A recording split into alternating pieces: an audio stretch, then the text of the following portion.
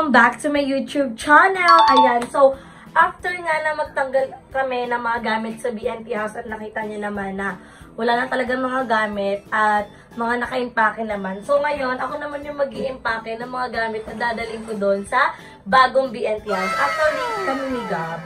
So itong drawer ni Gab, napag-desisyonan ko na dali na lang siya kasi may space kami sa may gilid ng kama namin na kung saan kailangan kasi talaga ng patungan. So, ito, pwede na siya para dito din yung mga dede ni Gab, pati yung lagayan ng gatas. Pero meron pa akong tray na dala. Ito, ayan o. Sakto, pinakita ni Mama. Itong tray na to, which is ito, dadalhin din natin to para malagyan ng baka bumili pa ako ng maliit na table lang. So, titignan ko pa kung ano yung magkakanta basta makalis kami ng space. At ito, magiging drawer namin ni Gab. So, magiging drawer pantihan, ganun-ganun, basta yan yun. So, ito yung, guys, ito yung mga, yan. Ito yung mga dadalhin namin. So, hindi ko na pinatupi kay Paul yung gamit ko.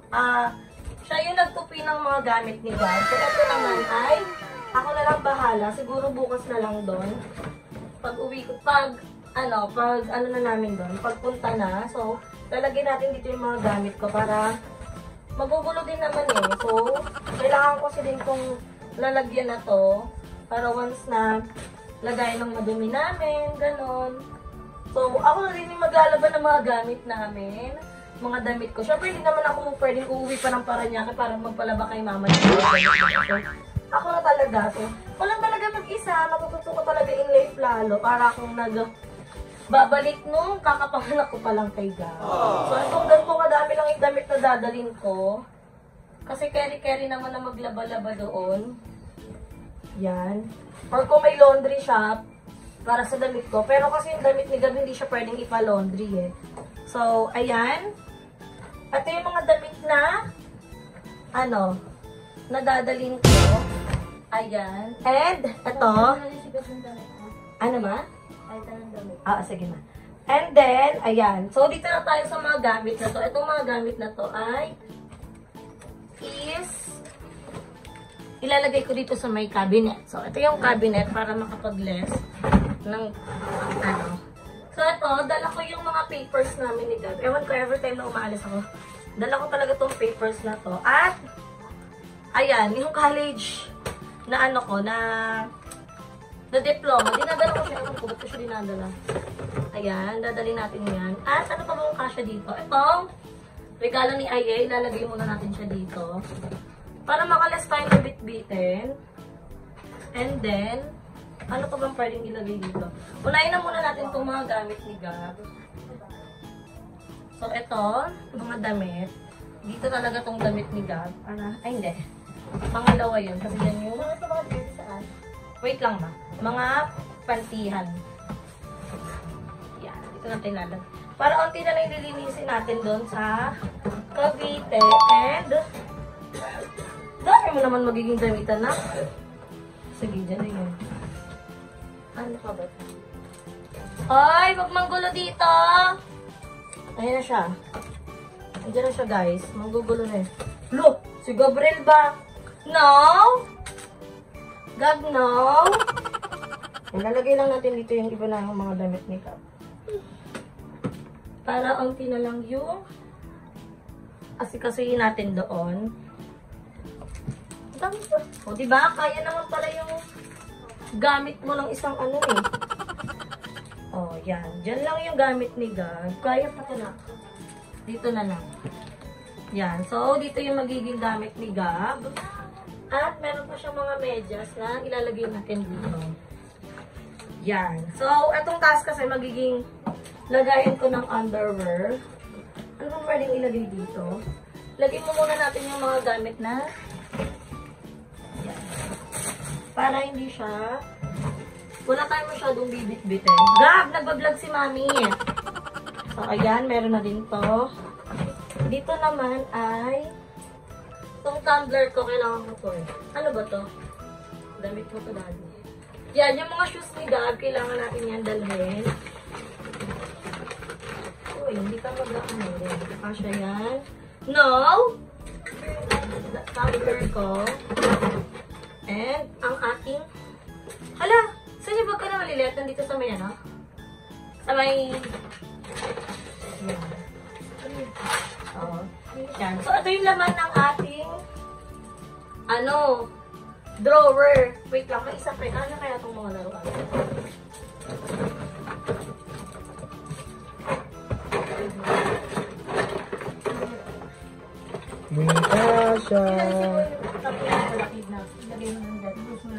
Wala akong magiging lagayan ng laruan niya dun.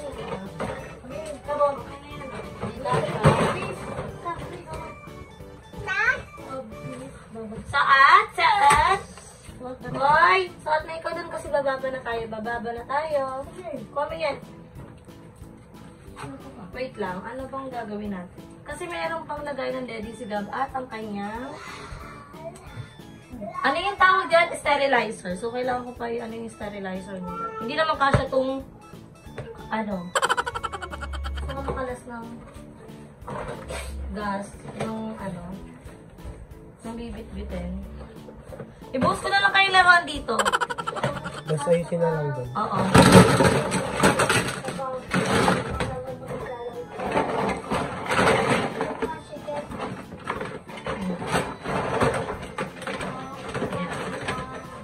So, yan na yung ating Durabox. And then, yan na lang yung mga dadali natin. At ito pa, guys. Kung makapansin nyo, may dala akong puzzle.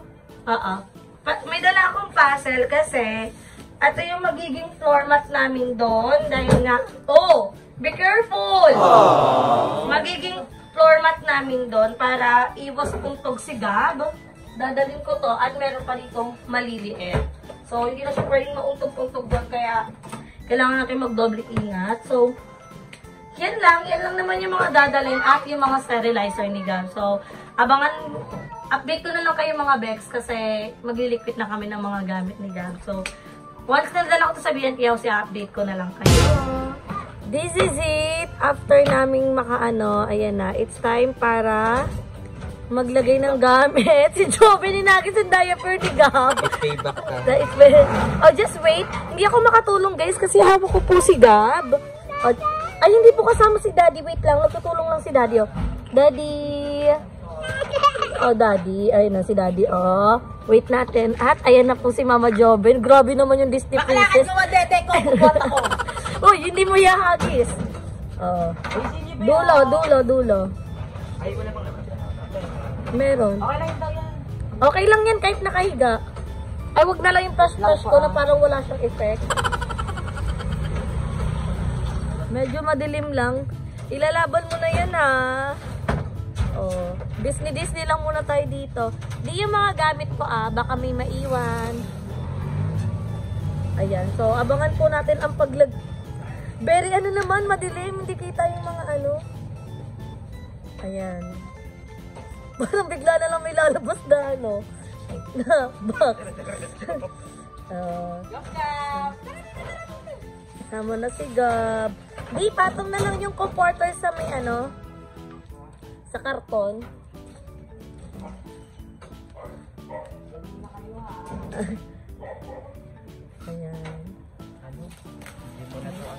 Ayan, so medyo madilim lang pero ayan na yung mga gamit namin, guys.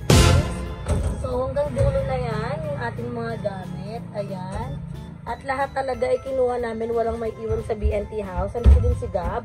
Andun ko sila Joben sa loob. So hindi ko sila mapasok kasi walang magbabantay. Wala yung driver. Ayan. So kukunin ko na, nag-vlog lang ako dahil kukunin ko ulit si Gab dahil mag-aayos pa ng mga gamit. Ayun na siya. Ayun na siya, guys. Parang may biglang lalabas sa Encantadia. Ayun na siya. Encantadia nga siya. Ayun na siya. Wait nyo lang, guys. Nag-i-evolve ba siya? Ayun na. Hindi nyo dadali sa damakmak na mineral water dyan. Hindi nyo sasabihin gawa suso niyan. Kaya niya magbuhat.